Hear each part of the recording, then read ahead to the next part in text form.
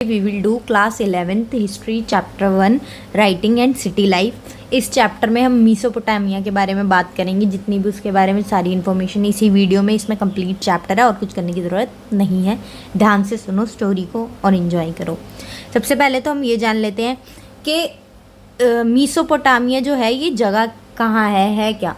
मीसोपोटामिया एक रीजन है कहाँ पे, इराक में एक जगह पड़ती है। ये वर्ल्ड मैप पे देखो यहाँ शो होती है। इंडस वैली जो हड़प्पा सभ्यता तुमने पढ़ी है, इंडस वैली सिविलाइजेशन, वो यहाँ पे स्टार्ट हुई, ये देखो।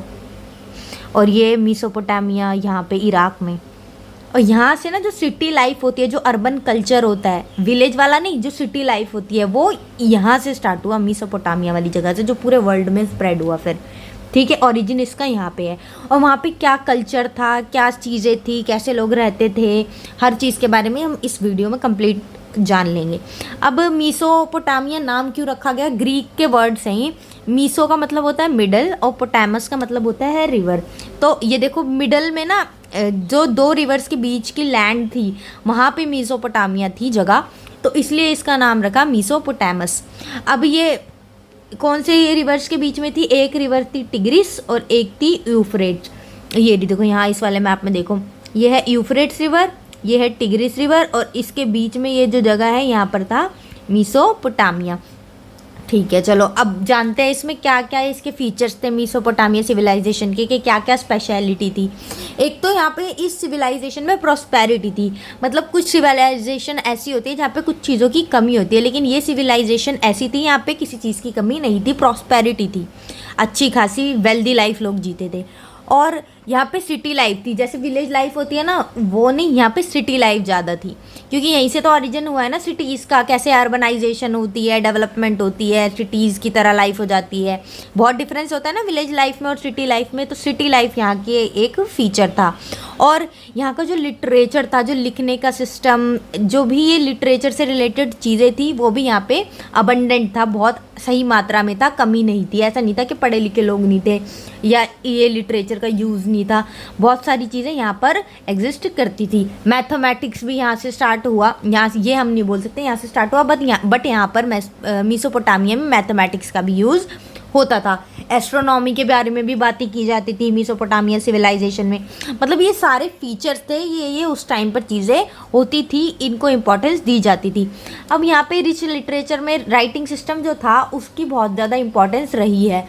और वो यहाँ का राइटिंग सिस्टम इतना एक्सपेंडेड था कि ईस्ट मेडिटेरियन से नॉर्थ सीरिया, टर्की तक 2000 BCE के बाद से इतना ये स्प्रेड कर गया। स्टार्ट यहाँ से हुआ, फिर और भी ज़्यादा स्प्रेड करता गया। A kingdoms writing to each other in language and script of Mesopotamia. जो डिफरेंट किंगडम्स थी ना, वहाँ पे जो अलग अलग राजाओं के एरियाज थे, वो भी राइटिंग करती थी एक दूसरे को अलग अलग लैंग्वेज और स्क्रिप्ट में। मतलब कितना यूज़ में थी ये चीज़ें, लिटरेचर का कितना यूज़ था वहाँ पे।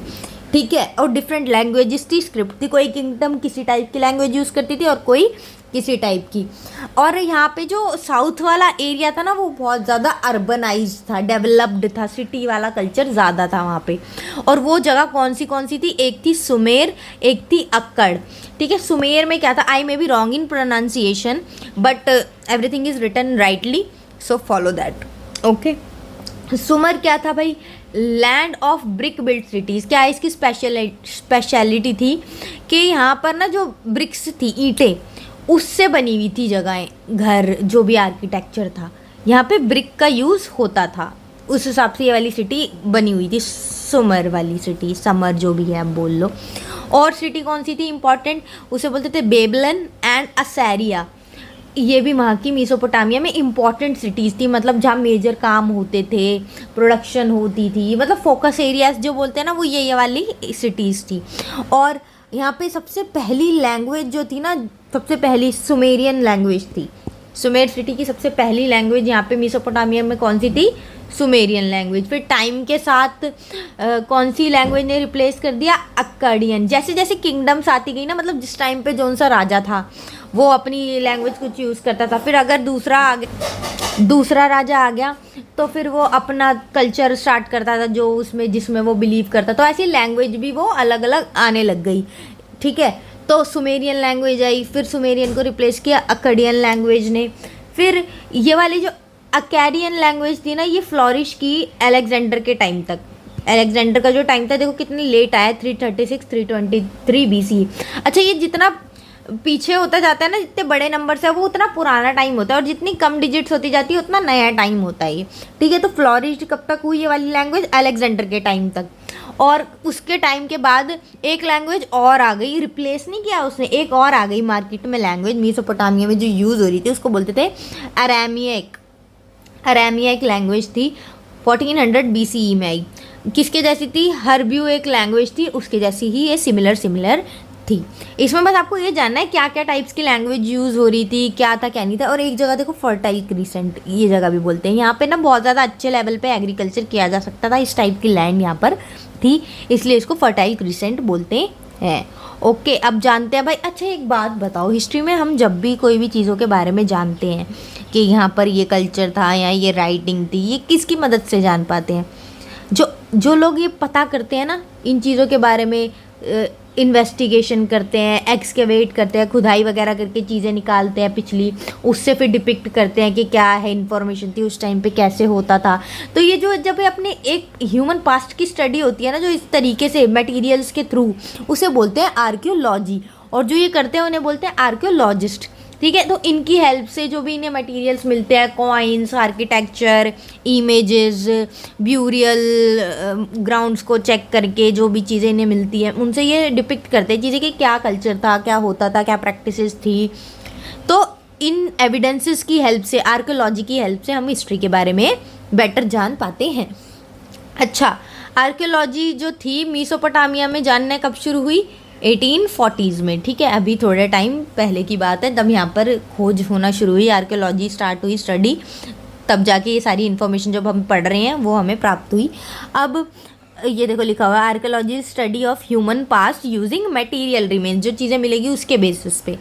अब मेसोपोटामिया इम्पॉर्टेंट रही यूरोपियंस के लिए भी, ठीक है। क्यों भाई इतनी इंपॉर्टेंस क्यों दी यूरोपियंस ने? क्योंकि यूरोपियन जो कल्चर फॉलो करते हैं, क्रिश्चियनिटी जो फॉलो करते हैं, उसमें बाइबल उनकी सेक्रेड बुक है। जैसे हमारी हिंदूज़ की गीता है और कुरान है मुस्लिम्स की, तो क्रिश्चियंस की बाइबल है। उसके अंदर ना मेसोपोटामिया के बारे में बात की गई है फर्स्ट पार्ट में। स्टोरी ऑफ फ्लड जो है, वहाँ पर मेसोपोटामिया में एक बारी फ्लड आया था, उसकी जो प्रॉपर स्टोरी है वो बाइबल में उसका मेंशन है। इसलिए यूरोपियंस इसको मेसोपोटामिया को बहुत ज़्यादा इंपॉर्टेंस देते हैं, क्योंकि वो रिलीजियस एस्पेक्ट आ जाता है उन लोगों में। जैसे हमें हिंदूज़, उनको अगर अयोध्या के बारे में बात करें तो रिलीजियस एस्पेक्ट आ जाता है, राम जी की बातें हैं, बहुत सारी बातें हैं, तो ये बात होती है, इसलिए वो इसको यूरोपियंस इंपॉर्टेंस देते हैं। अब बात करते हैं मेसोपोटामिया एंड इट्स ज्योग्राफी। वहाँ पे जगह किस टाइप की थी? ज्योग्राफी का मतलब क्या होता है पहले तो ये पता होना चाहिए आपको, बहुत बच्चों को नहीं पता होता।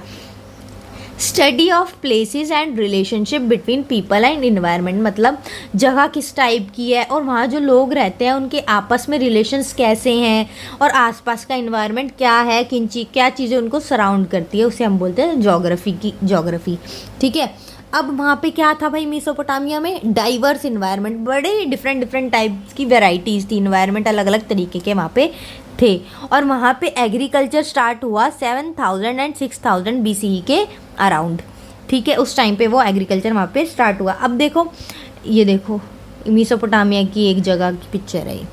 अब नॉर्थ में जो था ना मेसोपोटामिया के, उसे बोलते थे अपलैंड, ऊपर की जगह ना अपलैंड, जिसको वहाँ पे क्या बोलते थे? स्टेपे, ठीक है। और ईस्ट में जो जगह थी वो ट्रिब्यूटरीज थी ना, जो टिग्रिस रिवर हमने देखी थी, उसकी जो ट्रिब्यूटरीज, उसकी जो अंदर से नदियाँ और निकली हुई है, वो वहाँ पे थी ईस्ट में, ठीक है। और वो रूट बनती थी कि ईरान की तरफ माउंटेन्स में वो जा पाए, इन ट्रिब्यूटरीज के थ्रू किसी को भी जाना होता था तो ईस्ट में वो इस रिवर की ट्रिब्यूटरीज के थ्रू चले जाते थे, ठीक है। रूट प्रोवाइड करती थी। और ये जो नॉर्थ और ईस्ट के बीच का एरिया, इसे नॉर्थ ईस्ट बोलते हैं। यहाँ पे क्या प्रोड्यूस होता था? मीट, मिल्क, वूल प्रोडक्शन यहाँ पे होती थी। क्यों भाई? Too high tract for rivers to flood and fertile. अब यहाँ पर भाई नदियाँ हैं, यहाँ पे अच्छी खासी खेती वेती हो सकती है क्योंकि आराम से पानी मिल जाएगा। लेकिन यहाँ पे भाई पानी पहुँचने के लिए ये थोड़ा ऊपर लेवल पे आ जाता था, टू हाई, रिवर्स यहाँ पे फ्लड भी नहीं कर सकती थी, इसलिए यहाँ पर वूल प्रोडक्शन, मिल्क वगैरह होता था, एनिमल्स यहाँ पर रहते थे। अब नॉर्थ में भी एनिमल हर्डिंग ज़्यादा होती थी। क्यों? क्योंकि यहाँ पर एग्रीकल्चर इतना होता नहीं था। लाइवलीहुड ज़्यादातर अच्छा लोगों का किसकी वजह से हुआ? एनिमल हर्डिंग की वजह से, नॉर्थ मेसोपोटामिया में, ठीक है, जिसे स्टेपे बोलते हैं, अपलैंड। अब बात होती है साउथ वाले में। साउथ में था डेजर्ट एरिया। यहाँ पे जो भी ये सिटी की बात हो रही है मेसोपोटामिया, जो फर्स्ट सिटीज़ थी वो थी साउथ से स्टार्ट हुई। राइटिंग्स भी सबसे पहले साउथ से ही स्टार्ट हुई, जो ये स्क्रिप्ट लिखते थे, जो भी लैंग्वेज ही यूज़ करते थे। अब साउथ में अभी इसके बारे में सुनो। Agriculture of south Mesopotamia most productive. Desert होने के बावजूद भी यहाँ पे एग्रीकल्चर बहुत ज़्यादा अच्छे लेवल पे अच्छी चीज़ें प्रोड्यूस कर पाता था, मोस्ट प्रोडक्टिव था। उतना वो वहाँ पे भी नहीं था जहाँ पे रिवर थी दूसरे एरियाज में, नॉर्थ में, ईस्ट में, बट यहाँ साउथ में बहुत अच्छे लेवल पे बहुत मोस्ट प्रोडक्टिव एग्रीकल्चर होता था। क्यों? Even though no sufficient rainfall to grow crop, जबकि यहाँ पे इतनी रेनफॉल उस लेवल पे होती भी नहीं थी। देखो डेजर्ट एरिया, लेकिन फिर भी यहाँ पे एग्रीकल्चर बहुत अच्छे से होता था, ठीक है, क्योंकि इनको पता होंगे भाई मीन्स किस तरीके से किस लैंड को फर्टाइल करना है डेजर्ट होने के बाद भी। अब बात करते हैं कि भाई हमें ये पता चल गया यहाँ से मेसोपोटामिया फेमस है सिटी लाइफ के लिए, यहीं से स्टार्ट हुई सिटीज़ जो भी है कल्चर। अब यहाँ की सिटीज़ के बारे में भी तो जानना ज़रूरी है कि किस टाइप की वहाँ पे सिटी थी। अब ये बात स्टार्ट होती है ब्रॉन्ज एज के टाइम पे। ब्रॉन्ज एज क्या होती है? जब ना ब्रॉन्ज मेटल का यूज़ होना शुरू हुआ ना वर्ल्ड में, तो उस टाइम पीरियड को बोलते हैं ब्रॉन्ज एज। जो ब्रॉन्ज क्या है? कॉपर और टिन से मिलकर बना हुआ एलॉय, एक मेटल जिसे बोलते हैं ब्रॉन्ज। उस टाइम ये हुआ था 3000 BCE के टाइम पे, जिसे ब्रॉन्ज एज बोलते हैं, और उसी टाइम पे मेसोपोटामिया में सिटीज़ स्टार्ट हुई, ठीक है। अब ब्रॉन्ज एज है तो भाई जो वेपन्स वगैरह होते थे, जो भी टूल्स वो लोग यूज़ करते थे मेसोपोटामिया में, वो भी किसके होते थे? ब्रॉन्ज के, ठीक है। क्या क्या चीज़ें यूज़ होती थी, किस किस चीज़ की? कारपेंटर्स जो होते थे वो यूज़ करते थे ड्रिलिंग बीड्स बनाने में, स्टोन सील्स जो भी होती थी ना, सील अभी मैं आगे आगे पढ़वाऊँगी आपको सब दिखाऊँगी, उन चीज़ों में ब्रॉन्ज का यूज़ होता था, ठीक है। अब बात करते हैं, चलो सिटीज़ के बारे में थोड़ा थोड़ा हमने जाना, पूरा चैप्टर ख़त्म होते होते आप सब जान जाओगे। और आपको PDF चाहिए तो कमेंट कर देना, मैं आपको सेंड कर दूंगी, लिंक प्रोवाइड करवा दूंगी। और शेयर और सब्सक्राइब प्लीज़ कर देना। Significance of urbanism. अब भाई यहाँ पे सिटी लाइफ है तो ऐसी क्या उसकी इम्पोर्टेंस है अर्बनिज़म की, जो ये लोग उसको प्रेफर कर रहे थे, विलेज लाइफ को प्रेफर नहीं कर रहे थे। अब देखो अर्बनिज़म का मतलब होता है डेवलपमेंट इस तरीके से कि वो सिटी और टाउन में होती है, क्योंकि विलेज एरियाज़ में तो विलेज लाइफ होती है, यहाँ पे सिटीज़ में अर्बनिज़म बोलते हैं उसको, ठीक है। अब क्या क्या यहाँ पे होता था? फूड प्रोडक्शन होती थी भाई सिटीज़ टाउन में, ठीक है, खाने प्रोड्यूस करते थे वो, एग्रीकल्चर वगैरह सब होता था, ट्रेडिंग भी होती थी, मैन्युफैक्चर, मतलब और भी चीज़ें बनती थी, और भी प्रोडक्ट्स बनते थे, जब भी तो उनको टूल्स की भी ज़रूरत पड़ती थी। अब कनेक्ट करो चीज़ों को, सर्विसेज प्रोवाइड करते थे और भी तरीके की। अभी आगे आगे बहुत सारी चीज़ें इंटरेस्टिंग पढ़ेंगे। Advantages for people two cluster in cities and town. अब जब यहाँ पे सिटीज़ वाले एरियाज़ में फूड भी प्रोडक्शन अच्छा है, बिजनेस भी हो रहा है लोगों का, सर्विसेज भी है, तो बंदे क्या सोचेंगे? वो विलेज लाइफ प्रेफर करेंगे, सिटी लाइफ यही प्रेफर करेंगे, क्योंकि यहाँ इनको फैसिलिटीज़ मिल रही है। तो इसीलिए मेसोपोटामिया में जहाँ जहाँ सिटीज़ होती जा रही थी वहाँ पे ज़्यादा लोग आते जा रहे थे, और ऐसे करते करते सारा सिटी लाइफ में इम्पॉर्टेंस देने लग गए सब, और हर जगह पे सिटीज़ डेवलप होने लग गई मेसोपोटामिया में, ठीक है। अब सिटीज़ में एक बात बताओ, लोगों को ट्रेड करना है, क्या अकेला कोई बंदा ट्रेड कर सकता है? नहीं ना, दूसरा बंदा चाहिए होता है ना उसको, उसके लिए कोई सामान वो बनाना चाहता है, कोई चीज़ मैन्युफैक्चर करना चाहता है, तो उसके लिए भी कुछ पार्ट चाहिए जो किसी और ने बनाए होंगे। मतलब एक तरीके से डिपेंडेंसी हो जाती है एक दूसरे पे बहुत सारी चीज़ों के लिए। तो वो सिटी लाइफ का एक फैक्टर था कि डिपेंडेंट थे लोग एक दूसरे के ऊपर सर्वाइवल के लिए। और डिवीज़न ऑफ लेबर था, मतलब जैसे कि यहाँ पे पता होता था कि कौन सा बंदा कर सकता है। अगर किसी का काम कारपेंटरी से रिलेटेड है तो वो कारपेंटर ही करेगा, किसी का काम कुछ और है, सील्स पे लिखना काम किसी का है तो वो कोई और करेगा जो उसमें स्पेशलाइज्ड है। मतलब स्पेशलिटी के बेसिस पे ना काम बटा हुआ था सिटीज़ में, ऐसा सिस्टम चलता था। लेबर प्रॉपरली डिवाइडेड था, किसको क्या आता है उसके बेसिस पे, ऐसे नहीं कोई भी किसी का काम कर रहा है किसी से भी आप कुछ करवा सकते हो, ऐसे नहीं था। डिवीजन ऑफ लेबर था, एक प्रॉपर प्लान तरीके से जैसे सिटीज़ में चीज़ें होती है। अच्छा, लोग एक दूसरे पे डिपेंडेंट थे। Requires urban economies to maintain return record. अब जब ट्रेड कर रहे हैं, बहुत सारी ट्रांजैक्शंस होगी, है ना, बहुत सारी बातें होती है। अब ट्रेडिंग में बहुत सारी चीज़ें ऐसी होती है, याद रखने के लिए ज़रूरी होती है, बट एक ह्यूमन माइंड ऐसा है, हर चीज़ वो याद नहीं रख पाता। किसको क्या सामान भेजा, किसको कितना किलो भेजा, किसको कितना क्वांटिटी में चाहिए, क्या ये वो, बहुत सारी चीज़ें होती है। तो उसके लिए रिटर्न राइटिंग की ज़रूरत तो हमें पड़ेगी, अगर हम बंदा लिख ले तो यहाँ से स्टार्ट होती है नीड कि हमें रिटर्न रिकॉर्ड्स रखने चाहिए, ताकि एक प्रॉपर प्लान तरीके से ट्रेडिंग हो पाए, सबके रिकॉर्ड हमारे पास रहे। ठीक है, तो अर्बन एरियाज़ में फिर ये चीज़ों को भी इम्पोर्टेंस आने लगी। अब उस टाइम पे एक था वर्का हेड, ये देखो आर्किटेक्चर, ये आर्किटेक्चर कह रही हूँ, ये प्राप्त हुआ लोगों को, आर्कियोलॉजिस्ट को, वर्का हेड। अब ये क्या था, एक वुमन का हेड था, किससे बना हुआ था, वेरी हार्ड स्टोन, जो कि इम्पोर्ट किया हुआ स्टोन था, ऐसे वैसे स्टोन नहीं था, उससे बना हुआ था। अब यहाँ पे देखो एक वो भी बनाई हुई है, किस टाइप की, उस टाइम की चीज़ें हैं, देखो ऐसे यहाँ पे ये गैप सा दिया हुआ है, किस लिए दिया हुआ है, ऑर्नामेंट के लिए पहनते हैं ना यहाँ पे टीका बना के वुमेंस, तो उसके लिए उस टाइम पर देखो इस तरीके से बनाई हुई थी। इससे हमें पता चलता है उस टाइम पे लोग जो वुमेंस थी कैसे रहती थी। और यहाँ पे आईज में और आईब्रोज में लापिस लजूली, ये क्या है, ब्लू कलर का ये मेटल है, बहुत ज़्यादा प्रीशियस माना जाता है भी।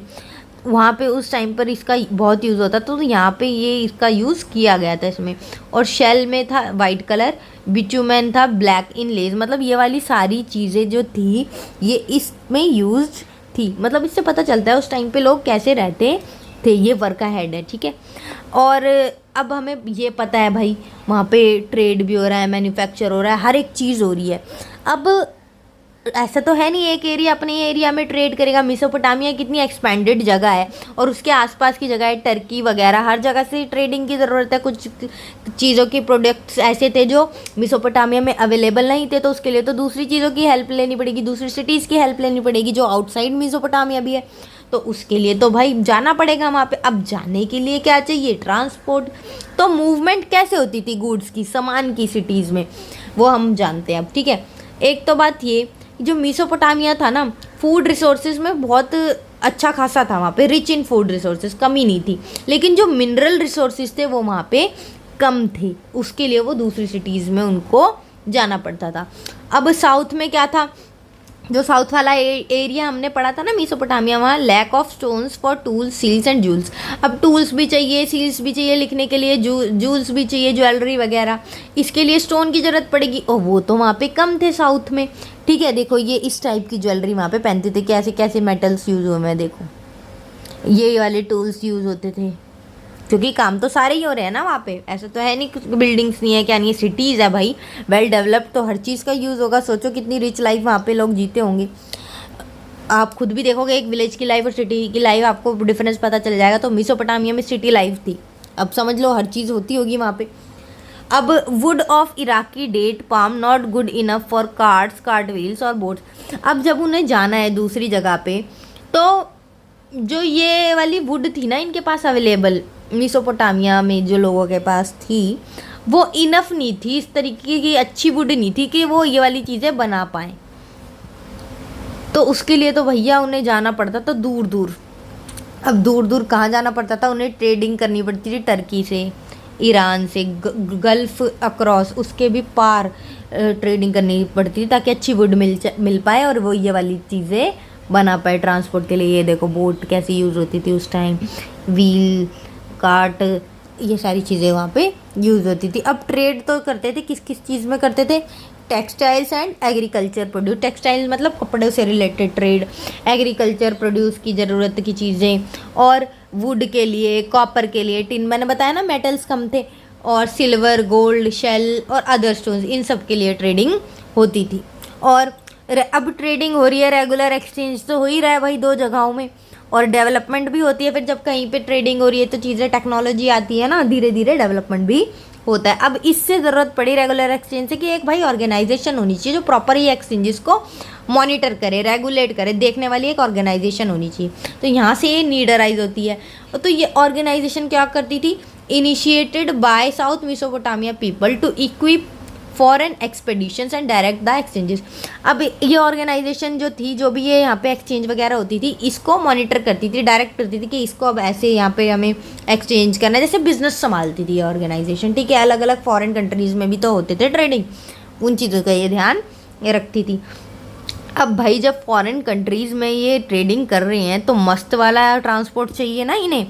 अब ये देखो किस तरीके का ट्रांसपोर्ट वहाँ यूज़ होता है। अब ये जो टांगे मांगे ये यूज़ कर रहे हैं, ये तो भाई इतनी दूर जाने के लिए काम के हैं नहीं, और अगर होंगे भी तो वो जानवर की हेल्प से चलते हैं काट, तो टाइम ज़्यादा लेंगे, एफर्ट ज़्यादा लेंगे, उनको खिलाओ पिलाओ फीड करो एनिमल्स को, ये भी तो एक सिस्टम है। तो इसमें तो बड़ा दिक्कत वाली बात है, और पता नहीं कब वो पहुँचे। तो और क्या चाहिए भैया, फिर जो पानी वाला एरिया है ना, वाटर ट्रांसपोर्ट, वो सबसे ज़्यादा काम आता है ऐसे टाइम पे। वाटर ट्रांसपोर्ट को फिर उन्होंने प्रेफर किया। एक तो ये सबसे चीपेस्ट था, यहाँ पे किसी जानवर को थोड़ी ना खिलाना है कुछ ना, ये ज़्यादा टाइम एफर्ट लेगा, और इसमें ना ताकि ये पलटे ना, इसको ग्रेन्स के बोरियों से भर देते थे ताकि ये पलटे ना अगर हाई वेव्स वगैरह आए तो। ठीक है, तो ये वाला प्रेफर करते थे। समझ आ गया किस टाइप का वहाँ पे ट्रांसपोर्ट यूज़ हो रहा था दूर दूर जाने के लिए। और यूफ्रेट्स जो रिवर थी ना, ये देखो ये वाली रिवर, ये यूफ्रेट्स रिवर, यहाँ पे वर्ल्ड रूट माना जाता था इसको, इतनी इंपॉर्टेंट रिवर थी। इसी के थ्रू वो दूसरी कंट्रीज़ में मेसोपोटामिया के लोग जाते थे। ये देखो 2 रिवर है, एक है यूफ्रेट्स, एक है टिग्रिस, और ये बीच में आपका ये रहा मेसोपोटामिया। ये असीरिया, ये जितनी भी बेबीलोनिया, समर, अक्कड़, बेबीलन, उरुक, ये बहुत इंपॉर्टेंट सिटी है मेसोपोटामिया की। अभी आगे आगे पढ़ेंगे और भी ज़्यादा। अब बात करते हैं, आपको समझ आ गया कि इसकी क्या इंपॉर्टेंस है। अब बात करते हैं राइटिंग कैसे कैसे स्टार्ट हुई, लिखना कैसे स्टार्ट हुआ वहाँ पे। अब राइटिंग क्या होती है ये किसी को पता है? पता तो होगा ही, लेकिन बताया कोई नहीं पाएगा। Spoken sound represented in visible science, मतलब जो चीज़ें बोलते हैं उसको विजिबल जो दिख पाए उस तरीके से लिख लो, रिप्रेजेंट कर लो, तो उसे राइटिंग बोलते हैं। ये देखो इस टाइप के साइन और सिंबल यूज़ करके वो उस टाइम पे लोग लिखते थे। अभी क्या बनाते थे, ये पिक्चर बनाते थे, साइंस एंड नंबर्स लिखते थे इसमें। ये देखो आर्कियोलॉजिस्ट का काम है भाई इसको समझना। तुम बस ये समझ लो क्या क्या यूज़ होता था। 5000 लिस्ट ऑफ ऑक्सन जो इनको मिली ना, ये चीज़ें टैबलेट बोलते हैं इसको, देख लो अभी लेटेस्ट नहीं है, टैबलेट कब से चला आ रहा है। 5000 लिस्ट ऑफ ऑक्सन, मतलब ऑक्सन जो एनिमल है उसकी शेप बनी हुई होती थी, फिश बनी हुई होती थी, ब्रेड, इससे पता चलता था किस किस चीज़ में ट्रेड कर रहे हैं। ये वही शेप बना देते थे, लोव्स एटसेट्रा। ये क्या थी, गुड्स के बारे में लिखा हुआ है कि क्या क्या सामान गया, क्या क्या, मतलब रिकॉर्ड रखा हुआ है पूरा। देख लो भाई उस टाइम पर क्या सिस्टम चलता था इनका। List of goods brought into and distributed from temples of Uruk. अब उरुक एक सिटी है, अभी हमने पढ़ा था ना मैप में, वहाँ पे टेम्पल्स में ये चीज़ें की ज़रूरत पड़ती थी, जिस चीज़ की उसकी लिस्ट बनी हुई है ये, कि क्या क्या सामान यहाँ पे ज़रूरत पड़ी या इन्वॉल्व हुआ, एक्सचेंज हुआ, जो भी है लिस्ट रही है यहाँ पे। ठीक है, अब उरुक क्या है, साउथ में एक सिटी थी। हमने यहाँ देखो ये मैप, कहाँ है उरुक बताओ, ये रहा उरुक, साउथ में है ना, ये मेसोपोटामिया, ये उसके साउथ में उरुक। दिखा, ये देखो कैसे राइटिंग में पिक्चर यूज़ कर करके, सिंबल यूज़ करके करते थे। और मेसोपोटामिया में first Mesopotamia tablet written around 3200 BCE के टाइम पे सबसे पहला टैबलेट यूज़ हुआ। टैबलेट क्या, ये वाला टेक्नोलॉजी सैमसंग का टैबलेट नहीं, क्ले टैबलेट, जो चिकनी मिट्टी होती है ना उसको ऐसे बना लेते हैं स्टिफ सा करके, फिर एक वो लेते हैं पॉइंटेड सा कुछ टूल, उससे उस पर सिम्बल्स या जो भी ये यूज़ करना चाहते हैं वो बनाते हैं जिसको ये समझ पाए, और फिर उसको धूप में सुखा देते हैं ताकि वो फिक्स हो जाए रिकॉर्ड। उसे बोलते हैं क्ले टैबलेट। ये देखो टैब जैसी शेप है पूरी, उस टाइम से यूज़ हो रहा है वर्ड, देख लो भाई। A scribe would wet the clay, अब कैसे बनाते थे देखो, ये टैबलेट बन रहे हैं। अस्क्राइब वुड, स्क्राइब कौन होता है, जो वो टैबलेट बना रहा होता है। वुड वेट द क्ले, पहले तो चिकनी मिट्टी को गीला करेगा, फिर उसको उस साइज़ में पैड करके बना देगा जिसमें वो हाथ में आराम से एक हाथ में पकड़ पाए, जैसे फ़ोन हम पकड़ लेते हैं ना, टैप पकड़ लेते हैं, उस हिसाब से इन्होंने बनाया। उसका सरफेस जो है अगर उबड़ खाबड़ हो तो नहीं लिख पाएंगे, उसको स्मूथ करा। Sharp and read act obliquely, एक पॉइंटेड कील सी पेन की तरह ली, उसको शार्प एंड बनाया, पहना एंड जो उसका शार्प करा उसको, ताकि वो लिख पाए उससे। और लिखने के बाद जो भी लिखना है उसको फिर सन में सुखा दिया, जो मैंने आपको बताया। फिर वो ऑलमोस्ट इंडिस्ट्रक्टिबल हो जाता है, ऐसे पॉटी जैसे कोई वो बन जाता है ना बर्तन, एक बार फिक्स हो गया शेप में, फिर वो या तो टूटेगा या फिक्स है, वो वैसे ही हो जाता था वो fix, indestructible. When delivery of metal ceased to be relevant, the tablets were thrown away. अब इन्होंने इतने सारे टैबलेट लिख लिया, अब ऐसा तो टेक्नोलॉजी थी नहीं इरेज हो जाए, वो परमानेंट हो गया ना, एक बार ही लिख दिया तो ड्राई हो गया। तो जब उसका काम खत्म हो जाता था टैबलेट का, ये उसको फेंक देते थे, इतना रख के क्या करेंगे, तो उसे फेंक देते थे। अब ये फेंका ना जो उन्होंने, वो ही आज हम जब फाउंड कर पा रहे हैं ना, आर्कियोलॉजिस्ट अपने जो उन्हें मिल रहे हैं, उससे ये सब चीज़ें वो जान पा रहे हैं क्या क्या लिखते थे, कैसे ट्रांजैक्शंस होती थी, किस चीज़ में बिजनेस होते थे। देख लो कितनी काम आ रही है चीज़ें। Because of this wealth of resources we know so much, मैंने बता दी, इसीलिए तो हम मेसोपोटामिया के बारे में इतनी सारी चीज़ें जान पा रहे हैं, क्योंकि उस टाइम की बहुत सारी चीज़ें अब जाके मिली है। अब 2600 BCE के अराउंड, पहले तो वो सिम्बल्स बनाते थे, अब आ गए लेटर्स, ABCD अल्फ़ाबेट्स वाले लेटर नहीं, मतलब लेटर्स उन्होंने यूज़ करने शुरू कर दिए, जिसे बोलते हैं क्यूनेफॉर्म। Letters became cuneiform. वेजेंट शेप, मतलब लेटर पूरी प्रॉपर शेप में आने लग गए, जैसे होता है ना A की शेप ऐसी है, B की शेप ऐसी, क्यूनिफॉर्म है। ऐसे ही जो उस टाइम पे लेटर से यूज़ कर रहे थे, वो भी एक वेज प्रॉपर शेप में आने लग गए। देखो यहाँ पे लग रहा है ना कुछ लैंग्वेज कोई तो लिखी हुई है, चाहे समझ ना आ रही हो, पता है ना लेटर्स लिखे हैं कोई। और लैंग्वेज कौन सी थी, ये जो भी लेटर जिसमें डेवलप हुए, सुमेरियन लैंग्वेज, जो फर्स्ट सबसे पहली लैंग्वेज थी, हमने पढ़ी थी। Writings now used for making dictionaries, legal validity to land transfer, narrating deeds of king and announcing changes made by king in customary laws of land. अब ये सारी चीज़ें यूज़ किस में हो रही थी, डिक्शनरीज बनाने में, कोई भी बातचीत लिखनी है इनको, उसमें ये यूज़ हो रहा था। कोई भी लैंड एक दूसरे की जगह पे ट्रांसफ़र हो रही है, बेची जा रही है, खरीदी जा रही है, तो उसका रिकॉर्ड रखने के लिए। और कोई भी बात किंग ने अच्छा काम करा है, कुछ भी नरेट करना है, तो वो लिखा जाता था। और किसी लॉ में कोई चेंजेस आए जो उनका चलते आ रहे हैं, उसमें कोई चेंज लाने, तो वो चीज़ें लिखी जाती थी। ये सब चीज़ों के लिए ये राइटिंग्स यूज़ हो रही थी। अब राइटिंग ऐसा तो है नहीं, देखो लेटर प्रॉपर बने हुए हैं, ये वही बंदा कर पाएगा जो पढ़ा लिखा है उस टाइम का। अब वो स्किल्ड क्राफ्ट था, हर कोई बंदा नहीं लिख सकता था, जिसमें स्किल है, जिसको आती थी चीज़ें वो करते थे। तो जिसको राइटिंग आती थी ना, उसको बड़ा इंटेलेक्चुअल बंदा समझते थे इंटेलेक्चुअल अचीवमेंट। जैसे अपने में पढ़ा लिखा बंदा है, उसकी अलग ही वैल्यू होती है ना, ये इंटेलेक्चुअल बंदा है भाई। वैसे ही उस टाइम पे जो राइटिंग करता था, उसको भी बहुत अच्छा पढ़ा लिखा इंटेलेक्चुअल इंसान समझते थे कि भाई चलो इनने तो डिग्री ले ली भाई। Very few can read and right, और उस टाइम पे हर बंदा लिख नहीं पाता था, बहुत कम थे जो लिटरेट बंदे थे। If a king could write, अगर कोई किंग अगर लिख पाता था ना, वो बहुत ज़्यादा बड़ा चढ़ा के अपनी तारीफ़ें लिखता था। जो इंस्क्रिप्शन नहीं करते, पत्थरों पे गुदवा देते अपने बारे में इन्फॉर्मेशन, तो उसमें बड़ा चढ़ा के बताता था, ओहो मुझे तो लिखनी आती है भाई। ठीक है, अब ये कौन था भाई, ये डरावना सा जो लग रहा है, ये था एमेरकर। ये एमेरकर कौन आया, अब रूलर था। उरुक सिटी जो हमने देखी थी ना अभी, साउथ में थी जो, उसमें रूल करता था, वहाँ का राजा था। Connection between city life, trade and writing is brought out in a Sumerian poem.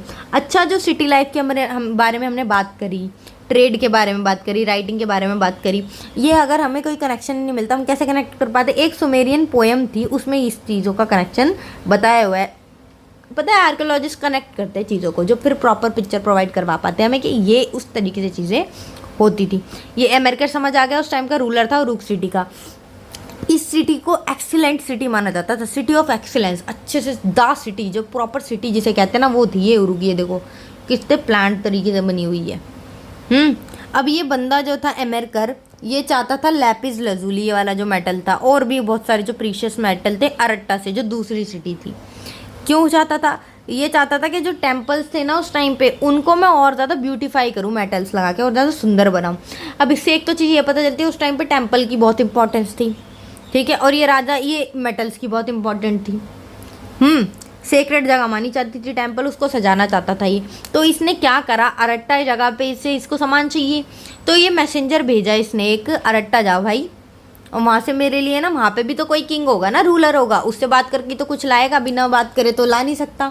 तो इसने मैसेंजर भेजा और कहा कि वहाँ पे जाओ, उससे बात करो राजा से। तो सैल्यूटेड बाय, अब ये मैसेंजर जा रहा है भाई बहुत ऊंचे ऊंचे पर्वतों को पार करके, इतने दूर दूर था यार, कोई फ्लाइट नहीं थी, कोई ट्रेन नहीं थी, कोई कार नहीं थी, तो टाइम तो लगेगा ना। अब बिलो द माउंटेन्स, अब जब ये बहुत ऊपर चला गया ना, कई सारे माउंटेन, 7 माउंटेन रेंजेस उसने क्रॉस कर दी, माउंटेन नहीं रेंजेस, पूरी पूरी पर्वतमालाएं उसने क्रॉस कर दी 7।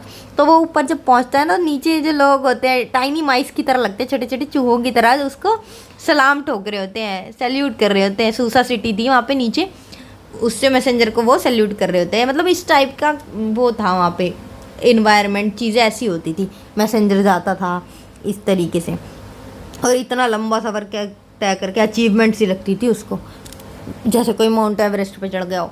अब मैसेंजर गया, चीफ ऑफ अरट्टा जो भी था वहाँ पे, भाई उसने कर दिया मना। वो माना नहीं कि मैं नहीं दे रहा आपको लैपिस लजूली जो चाहिए आपको, ये ब्लू सा प्रीशियस मेटल। तब मैं बेचारा देखो इतनी दूर चले गया या फिर वापस जाएगा, तो बेचारे की इतनी रेल बनी है, वो बार बार बैक एंड फोर्थ उसको जर्नी करनी पड़ी। कभी उसको धमका रहा है कि मान जा, कभी प्रॉमिस कर रहा है ये कर देंगे वो कर देंगे, हम ये हेल्प करेंगे, हमें बेनिफिट, मतलब मान जाए किसी तरीके से, मगर वो माने ही ना। फिर अब इतनी बारी वो आ गया, यहाँ जा रहा है, इसका राजा इसको बोल रहा है कुछ, तू ये क्या है, ये कह रहा है, ये क्या है, तो इतने सारे मैसेजेस इसके मिक्स हो गए कि जब एक बारी गया ना तो कुछ मिक्स सा निकल गया, जो बोलना था वो नहीं निकल पाया। तो एम्बेरकर जो राजा था उसने कहा क्ले टैबलेट बनाया और उस पर लिखा कि चल अब तू लिख के जाएगा ना तो तुझे याद होएगा। उससे पहले क्ले टैबलेट यूज़ नहीं होते थे, तो यहाँ से ये चीज़ें स्टार्ट हुई, इन चीज़ों की ज़रूरत। यहाँ देखो मिक्स सा हो गया ना, अब यहाँ इन्हें ज़रूरत लगी कि भाई लिख के ले जाता तो पता रहता।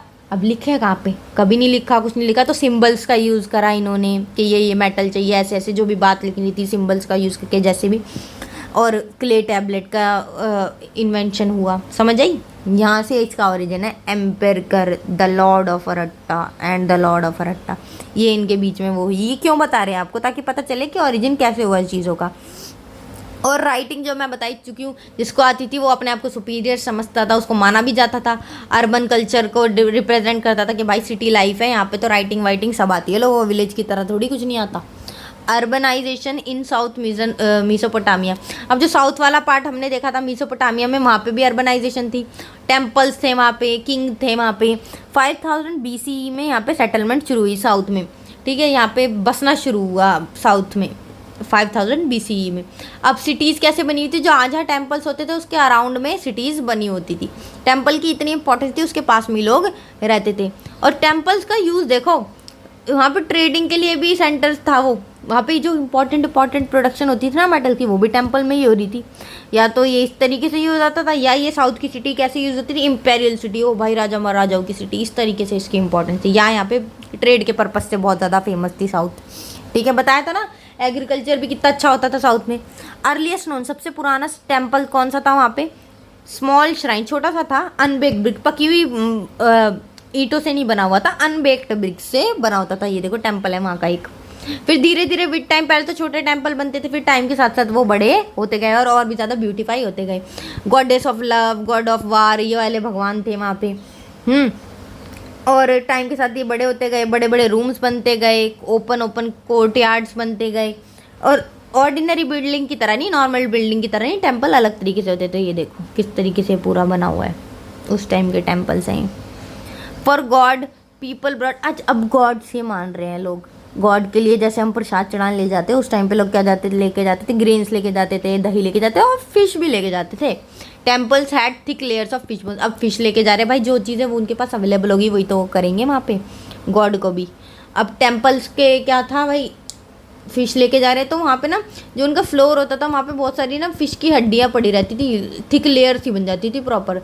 अब जो रिमेन्स देखते हैं ना वहाँ पे पड़ी रहती है फ़िश, तो उससे पता चलता है कि यहाँ पे फ़िश भी गॉड को वो ऑफ़र करते थे, ठीक है, लेयर सी बन जाती थी बोन्स की। गॉड क्या होता है, थियोरिटिकल ओनर। अब गॉड को इतनी गॉड मानते हैं भाई, किसी को उसको मानते थे, हमारी जो खेती बाड़ी हो रही है, एग्रीकल्चर फील्ड है, उसके भी रखवाले और ओनर यही हैं। फिशरी हो रही है अगर, मछली पालन वगैरह, और ये चराना हो रहा है एनिमल्स को, ये सबका ओनर कौन है, गॉड ही है। गॉड ने ही सब कुछ दिया है, इस तरीके से मान्यता थी। टेम्पल्स की वैल्यू थी, गॉड को किस तरीके से मानते थे, क्या पूजा पाठ होती थी, क्या ऑफर करते थे, ये नॉलेज मिल गई आपको। अब आगे देखते हैं भाई, processing of produce in temples like weaving spin. अच्छा, टेम्पल्स में और क्या क्या होता था भाई, कोई भी टेक्सटाइल का भी काम होता था ना, कपड़ों का, तो वहाँ पे जो भी बुनाई होती थी वो भी टेम्पल्स में होती थी। मेन अर्बन, एक तो पूजा की जगह थी, अर्बन इंस्टीट्यूशन भी बन गई थी यहाँ पे, क्योंकि इंपॉर्टेंट चीज़ें होती थी यहाँ पे भाई। और क्या बन रहा था यहाँ पे पता है, टेम्पल जो मर्चेंट्स होते थे ना, और जो ऑर्गेनाइजर्स होते थे, जो रिटर्न चीज़ें लिखी होती थी, उनका जो रिकॉर्ड रखते थे, उनको देखभाल करने वाले टेम्पल में जो बंदे होते थे ना, वो अपॉइंट करते थे कि ये बंदा ये मर्चेंट है, ये बंदा ऑर्गेनाइज करेगा रिटर्न रिकॉर्ड्स को। ये लेवल की इंपॉर्टेंस दी हुई थी टेम्पल को, इसीलिए तो इंस्टीट्यूशन भी मान रहे थे उसको, ठीक है। विलेजेस वर पीरियोडिकली रीलोकेटेड। अच्छा, जो विलेजेस थे ना उस टाइम पे, वो टाइम के साथ साथ एक जगह पे से दूसरी जगह शिफ्ट कर देते थे लोग, कभी कहीं बस रहे हैं जाके, कभी कहीं बस रहे बंजारों की तरह, अब क्यों भाई ऐसे क्यों कर रहे हैं, क्योंकि कभी कभी तो भाई फ्लड आ जाता था, उसलिए उनको जाना पड़ता था नेचुरल हैज़र्ड की वजह से।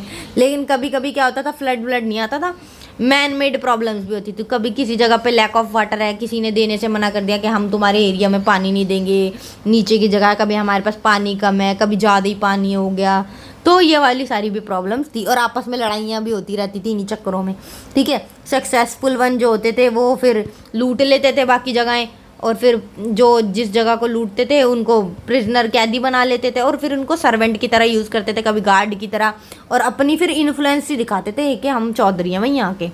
ये सब होता था, मतलब उस टाइम पे भी लड़ाई भिड़ाई, और फिर जीतना, फिर रूल करना, ठीक है। फिर बाद में क्या हुआ, लोग ना ये लड़ाई भिड़ाई के बाद थोड़ी इनमें दिमाग आया, वो सोचने लग गए कि ये सब करते रहेंगे तो हम और डेवलप कैसे होंगे। फिर उन्होंने फोकस स्टार्ट करना शुरू किया किस पे, इंक्रीजिंग वेलबींग ऑफ कम्युनिटी। अब अपनी कम्युनिटी को अच्छा करें हम, वेलबींग अच्छी करें अपनी, नई नई इंस्टीट्यूशन बनाए, प्रैक्टिसेस अच्छी करें, सुंदर करें चीज़ों को, ब्यूटिफिकेशन करें। आर्मी सी बनाते थे, पता है सेफ्टी भी तो चाहिए।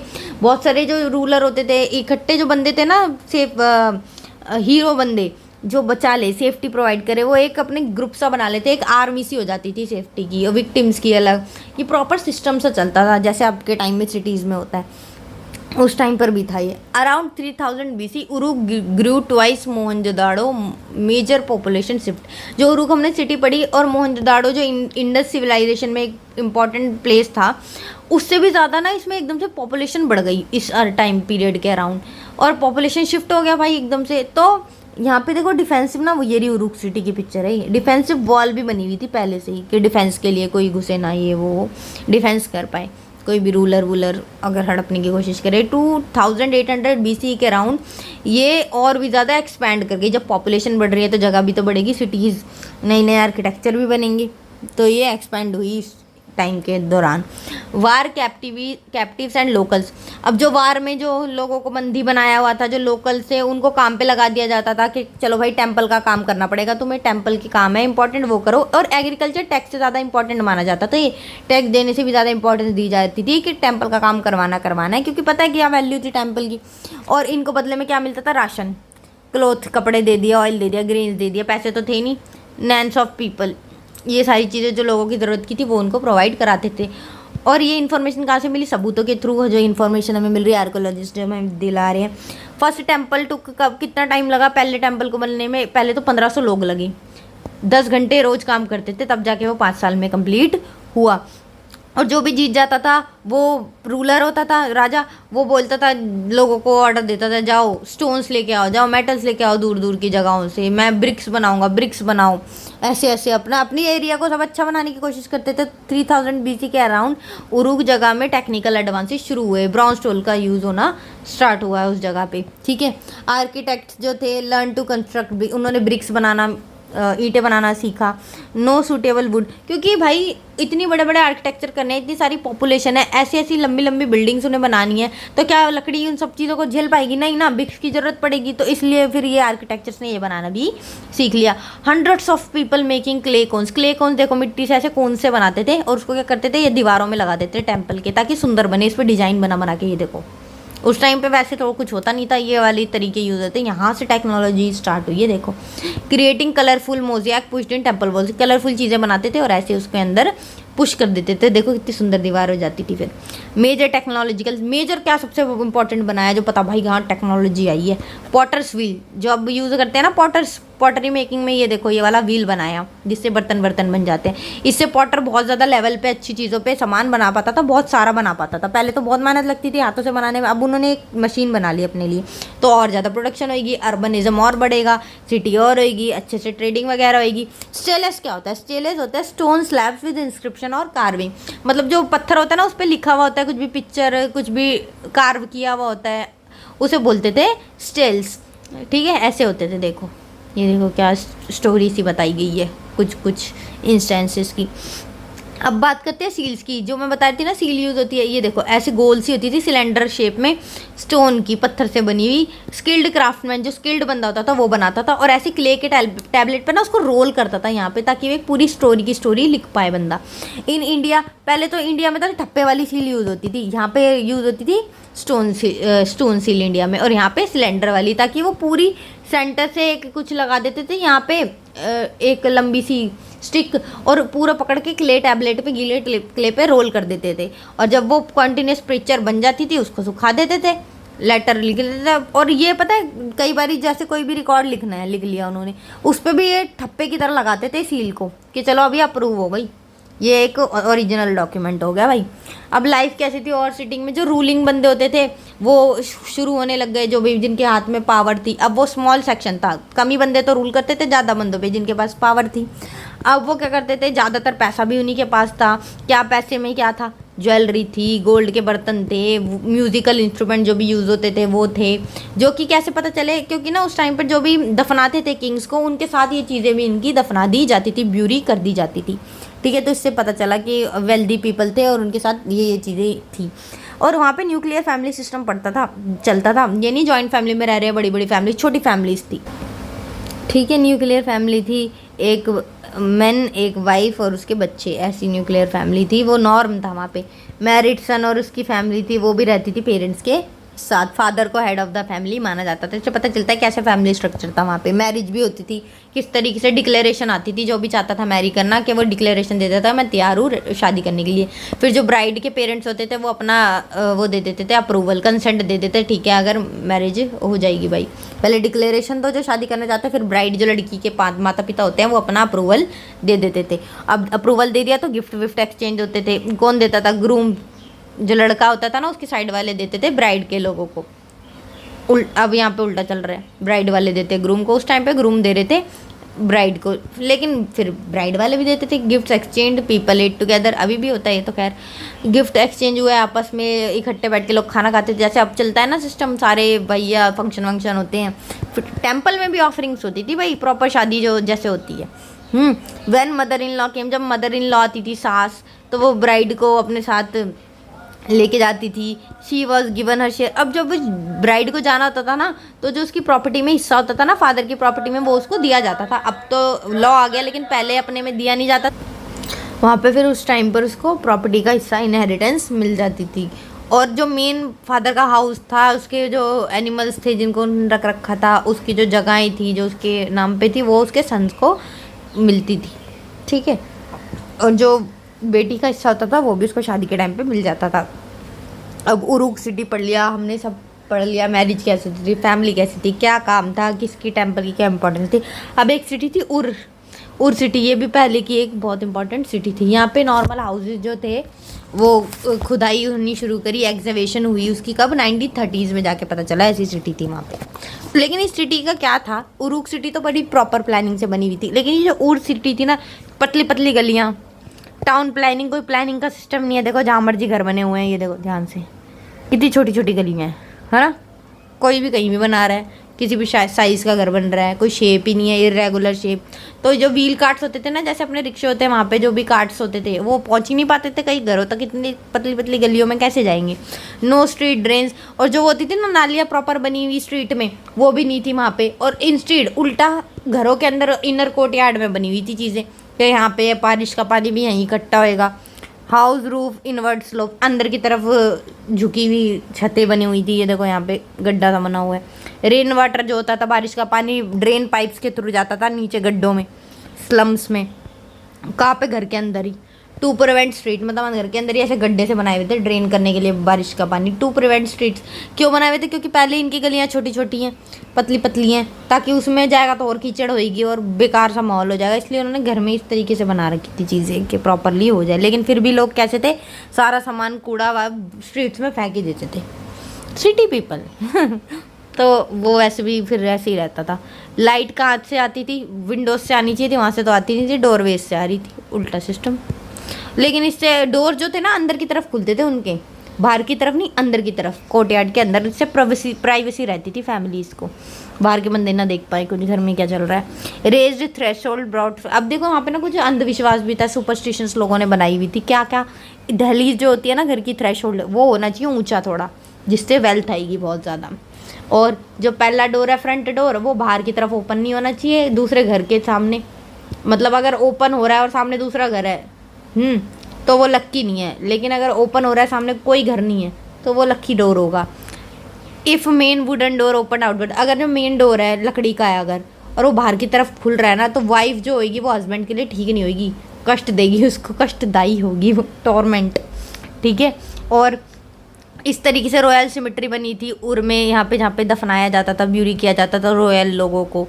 लेकिन कुछ कॉमनर्स, आम इंसान भी यहाँ पे थे, उनकी भी बनी हुई थी यहाँ पे जो ग्रेव्स होती हैं।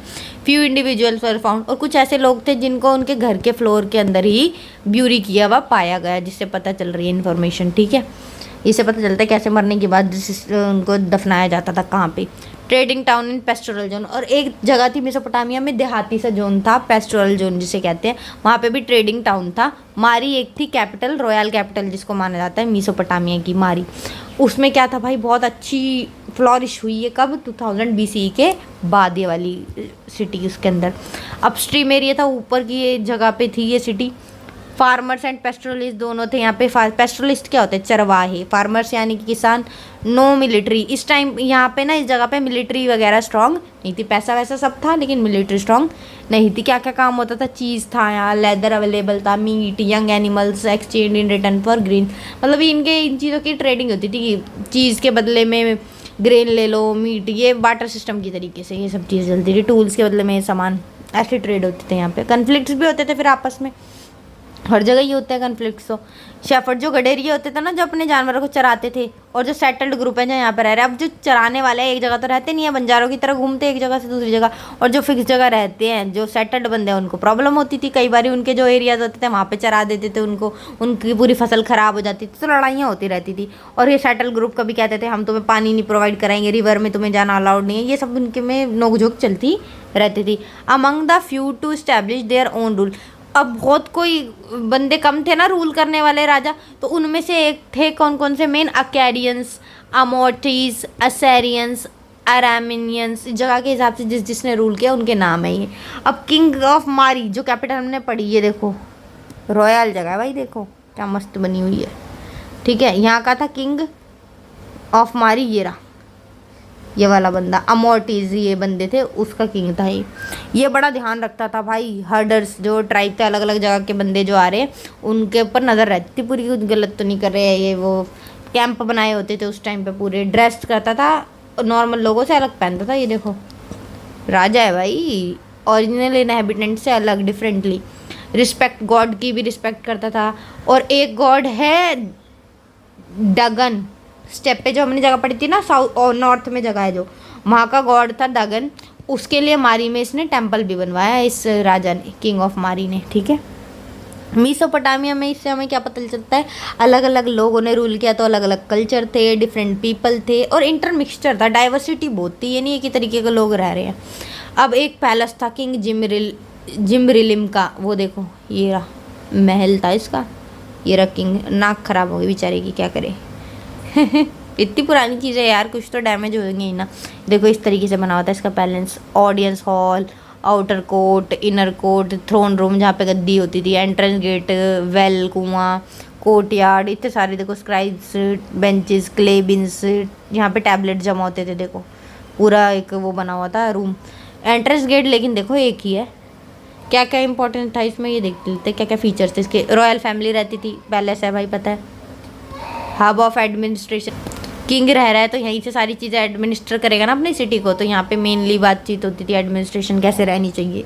प्रोडक्शन होती थी प्रीशियस मेटल की, जो मेन इंपॉर्टेंट मेटल्स होते थे यहीं पे प्रोड्यूस होते थे। Huge quantity of food for king daily, अब किंग के लिए ना डेली बहुत सारा खाना बनता था अच्छे लेवल पे। ठीक है, ये इन्फॉर्मेशन मिली। सीरियन माइनर किंग था एक सीरिया का, वो आया था देखने क्या पैलेस है भाई किंग का, दिखाओ हमें भी। एक ही एंट्रेंस थी, रूम विद पेंटिंग, रूम में पेंटिंग्स थी, जिसमें जो क्यों लगाई पेंटिंग, जो भी फॉरेन से लोग आते थे, क्योंकि एक्सचेंज तो होते ही थे ना, ट्रेडिंग चलती थी, वो देख के खुश हुए, वाह वाह क्या पैलेस बनाया है। 260 रूम्स थे, 2.4 हेक्टेयर एरिया में बना हुआ पैलेस था ये देखो, मारी किंग का, वाह भाई वाह। अब मारी कहाँ पे थी, ये रही देखो ये वाली जगह मारी कहाँ पे थी, ये यूफ्रेट्स रिवर, असेरिया वाला एरिया ये है मारी एरिया। ठीक है, यूफ्रेट्स रिवर के पास ये था। Prime position, main position trade के लिए, क्योंकि रिवर के पास तो चीज़ें आसान होंगी ना, ट्रेडिंग से important. Would, copper, tin, oil, wine, ये सारी बोट्स के थ्रू कैरी की जाती थी। ऑफिशियल्स होते थे जो वो जाते थे अब्रॉड में देखने को, आ रही है अगर दूर से तो अपनी रिवर में देखते थे, हाँ भाई इंस्पेक्शन करो। कार्गो होती थी ना जो ऐसी वाली शिप होती थी बड़ी वाली, उसमें देखते थे भाई ऑफिशियल जाके कि क्या सामान ला रहे हैं। उन पे चार्ज लगा देते थे 1/10, आगे बढ़ने से पहले इतना हमें दो तब आगे जाओगे। ये देखो ये वाली कार्गो में जाते थे। बार्ले केम इन स्पेशल ग्रीन बोर्ड, जो ये वाला प्रोड्यूस था जो भी ग्रीन जो भी था, ये स्पेशल ग्रेन वाली बोट में आती थी, खाने की चीज़ थी ये बार्ले। वो आती थी ग्रेन की जो सामान खाने के पीने के लिए बोट अलग से बनाई हुई थी स्पेशल उसके लिए। कॉपर आता था कहाँ से, एलेशिया एक जगह थी वहाँ से, क्योंकि ये फेमस थी एलेशिया जगह, आइलैंड था एक सिप्रस जगह में, वहाँ से कॉपर मंगाया जाता था। ठीक है, और एक बंदा था भाई गिलगमेश, इम्पॉर्टेंट ये भी था। गिलगमेश क्या था, Gilgamesh ruled Uruk city after America. America हमने पढ़ा ना, जो उरुक सिटी का रूलर था जिसने मैसेंजर भेजा था, उसके बाद कुछ टाइम बाद इसने भी वहाँ पे रूल किया गिलगमेश ने। और ये कैसे पता चला, एपिक ऑफ गिलगमेश, जैसे रामायण वगैरह है वो भी एपिक्स है ना, तो गिलगमेश की भी एपिक लिखी हुई है 12 टैबलेट्स पे, जिसके बारे में इन्फॉर्मेशन मिली, 12 टैबलेट्स पे लिखी थी पूरी कहानी। एडमायर्ड फायर ब्रिक्स, इसको बड़ी पसंद थी भाई फायर ब्रिक्स, जो पकी हुई ईंटें होती थी। वो कहता था मैं भी अपने पैलेस में लगाऊंगा, अब तो मेरे को दिख गई, अच्छी लग गई। हीरोइज्म था बहुत भाई अच्छा वाला, डरपोक नहीं था। लेकिन इसका जब एक दोस्त मरा ना बहुत ज़्यादा बहादुर, तो ये शॉक हो गया, फिर परेशान हो गया, इधर से उधर बेचारा घूमने लग गया। किस लिए घूमने लग गया, कह रहा यार ऐसा तो कुछ सीक्रेट ढूंढूंगा जिससे अमर हो जाऊं मैं, इमोर्टल। घूमता रहा बेचारा रूल करा फिर इसने काफ़ी टाइम तक, जो चीज़ें अच्छी लगी वो कह रहा मैं भी अप्लाई करूँगा। समझ आ गया क्या क्या था, क्या रूल हुआ। मैंने जल्दी जल्दी जितना हो सकता है ना उतना समझाने की कोशिश करी है, सारी इन्फॉर्मेशन प्रोवाइड कर दी और कहीं से कुछ भी करने की ज़रूरत नहीं है, मोर देन इनफ है ये। मेसोपोटामिया में क्या क्या पता चल रहा है हमें, लीगसी अच्छी थी भाई, स्कॉलरी ट्रेडिशन था, हाँ लिटरेसी अच्छी थी, मैथ्स का यूज़ होता था, टैबलेट्स का यूज़ होता था, मल्टीप्लिकेशन डिवीजन और इम्पॉर्टेंट स्क्वायर और स्क्वायर रूट जो हम यूज़ कर रहे हैं ना उस टाइम पे यूज़ हो रहे थे। देखो भाई कंपाउंड इंटरेस्ट ये सब वहाँ पे यूज़ होता था। डिवीजन ऑफ ईयर, जैसे अब ईयर बना हुआ है ना, एक 12 महीने का एक साल होगा, हफ्ते में इतने दिन होंगे, इतने घंटे होंगे, इतने मिनट होंगे, उस टाइम से ये डिवीजन चल रही आ रही है। मेसोपोटामिया से स्टार्ट हुई ये चीज़, जब भी तो सिटीज़ थी भाई, इतनी डेवलप थी। According to revolution of moon around the sun, किसके बेसिस पे ये डिसाइड हो रहा है, जैसे जैसे मून अर्थ के अराउंड रिवॉल्व करता है कितना टाइम हो गया, उस हिसाब से ये सारी डिवीजन्स इन्होंने कि इसके बेसिस पे। ठीक है, दिस टाइम डिवीजन अडॉप्ट, अब यहाँ पे ये स्टार्ट हुई तो ये धीरे धीरे और भी अलेक्जेंडर आया, उसके बाद जो लोग आए सबने अडॉप्ट करी, ऐसे ऐसे पूरे वर्ल्ड में फैलती गई। ठीक है, like share and subscribe. Vinayaka by Mansi. PDF चाहिए हो तो मेंशन कर देना कमेंट में। Bye bye.